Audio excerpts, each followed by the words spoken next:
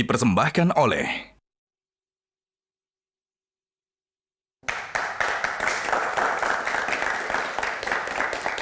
Halo Tia, Halo. saya Cikita Medi. Jadi aku sebenarnya mau menyampaikan juga kepada Tia, ini adalah salah satu sosok kaum politisi muda. Ini kayaknya bakal terjun jadi politisi apa enggak ya? Iya, emang. Udah dong. Kalau menurut aku ini kan baru sekitar 3 tahun lulus kuliah. Jadi aku masih mencari-cari nih.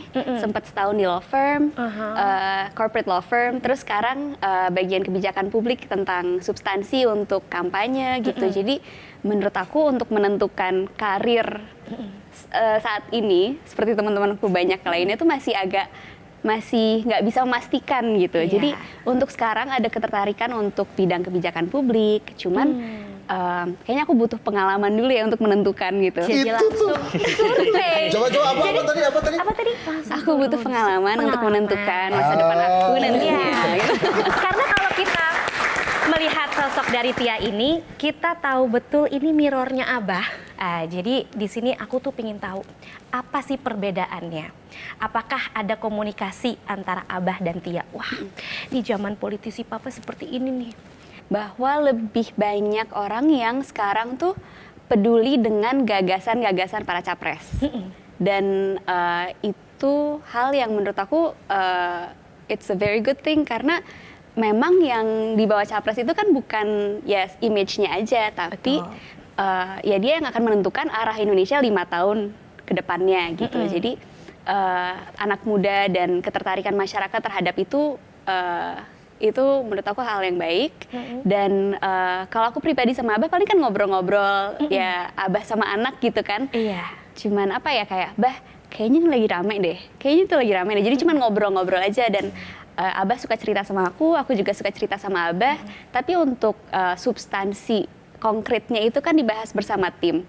Aku juga posisinya di situ bukan yang tinggi gitu. Aku ngasih masukan-masukan ya diolah bersama tim dan akhirnya tim yang menentukan apa yang akan disampaikan ke Abah gitu. Abah itu alhamdulillah selama ini Abah sama Mama itu nggak pernah kayak oke Tia harus masuk ini bidang ini. Dulu aku milih fakultas hukum aja ya diskusi gitu sama Abah. Nggak ada kayak dipaksakan untuk masuk ke jalur tertentu dan apapun jalur yang aku pilih, itu Abah Mama suportif dan open untuk discussion gitu. Nah, ini aku boleh nanya lagi nggak? Singkat saja, Cikita, boleh? Menanggapi hukum Indonesia saat ini? Oke. Jadi kalau ini kan sama ya kayak topik debat kemarin ya. Jadi aku melihat bahwa dan hukum. ada kekhawatiran masyarakat tentang kepastian hukum.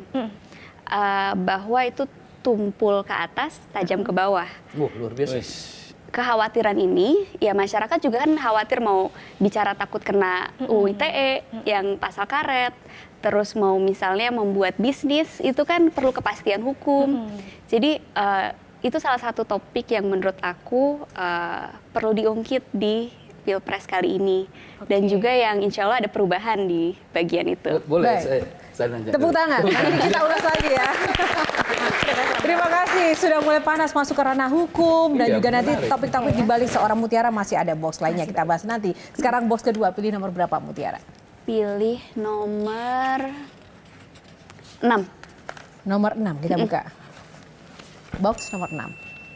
Baswedan. Woi, pas banget. Menyandang nama belakang ada Baswedannya itu beban atau sebuah keuntungan? Banyak yang menganggap bahwa punya nama Baswedan itu kayak beban banget ya, harus abahnya udah kayak gitu, anaknya harus kayak gitu juga gitu. Tapi di keluarga tuh yang penting kata Abah itu yang kita punya itu nama baik, dijaga nama baiknya. Caranya ya dengan menerapkan prinsip-prinsip yang udah diajarin sama Mama sama Abah selama aku kecil, remaja dan sampai sekarang tuh akhirnya nggak jadi beban gitu. Paling utama prinsip apa sih yang diajarkan dan ditekankan oleh Abah dari kecil sampai sekarang? Abah sering menekankan soal proses juga. Aku itu sebagai anak pertama tuh mengalami Abah selama kuliah.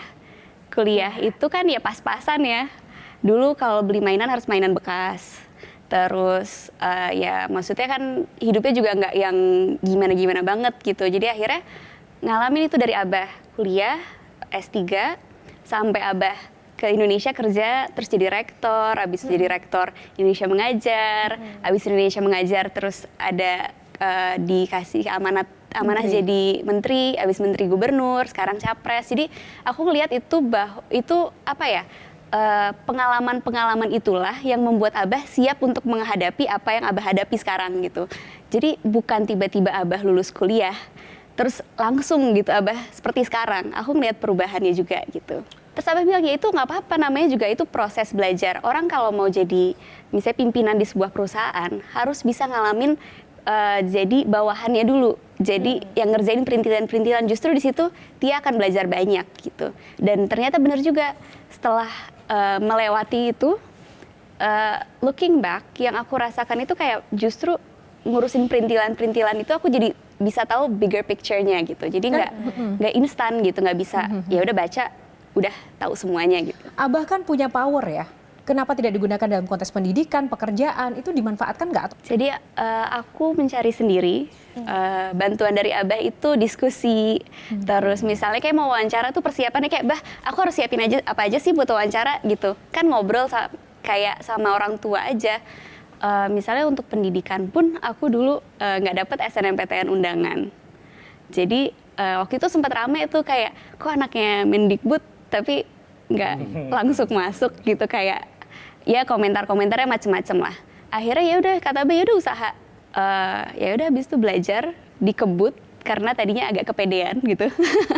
Akhirnya alhamdulillah dapet, dan karena dapet dengan usaha sendiri tuh rasanya puas gitu. Nggak ada privilege. Nah ini bisa. Privilege-nya ngobrol sama Abah. Tapi kalau privilege gitu, kayak misalnya kemana-mana naik mobil pakai strobo gitu nggak? Aku nggak pakai strobo, Ya, aku nyetir sendiri dulu kampus. Kayak pengen soalnya tuh pakai strobo tuh, seru kayaknya. Kemana-mana macet nggak ada.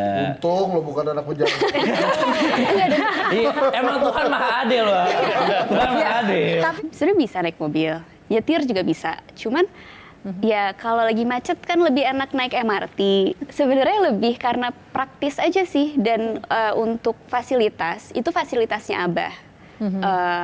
Jadi Abah selalu ngajarin juga jangan terbiasa dengan fasilitas yang ada gitu. Jadi ya kalau memang ada fasilitasnya nggak berarti harus dimanfaatkan sepuas-puasnya gitu, enggak. Jadi ya buat aku juga lebih praktis naik MRT dekat rumah juga kan daripada naik mobil. Pada saat lulusnya dipercepat oleh Pak Jokowi ya, tidak lagi menjadi menteri gitu, itu situasi di rumah gimana? Terus kemudian pada saat terpilih sebagai gubernur Jakarta, terus situasinya tuh gimana tuh? Jujur pas Abah di reshuffle itu pas aku lagi daftar ulang UI. Hari yang sama, belum diumumin tapi aku udah dikasih tahu. Terus disuruh isi pekerjaan orang tua, aku sampai nelfon kayak, bah isinya apa ya? Terus apa jawaban? Akhirnya kata Abah, ya waktu itu diisi yang sekarang aja, nanti bisa diganti nanti gitu. Tadi waktu jadi menteri, yang kalau pas jadi gubernur seperti apa? Itu kan momen bahagia, tapi di sisi lain kalau saya tambahkan, waktu menjadi gubernur itu kan juga banyak polemik di lapangan. Nah itu keluarga gimana, Tia? Keluarga itu alhamdulillah ya kita ya udah menjalani, kita dukung Abah apapun itu, karena kita yakin dengan apa yang Abah lakukan itu yang menurut Abah yang terbaik. Dan ya perbedaan pendapat tuh pasti ada. Jadi ya dijalanin aja gitu. Pas Abah naik gubernur pun ya aku ikut nganter, ikut hadir upacaranya. Dan sebenarnya setelah itu juga sempet rame sebentar gitu kan. Kayak ada yang akhirnya di kampus kayak tiba-tiba Tia gitu, tiba-tiba oke gitu kan. Terus kayak iya gitu. Iya, kena dampaknya juga ya? Kena dampaknya, cuman ya itu sementara aja sih. Jelajahi cara baru mendapatkan informasi. Download Metro TV Extend sekarang.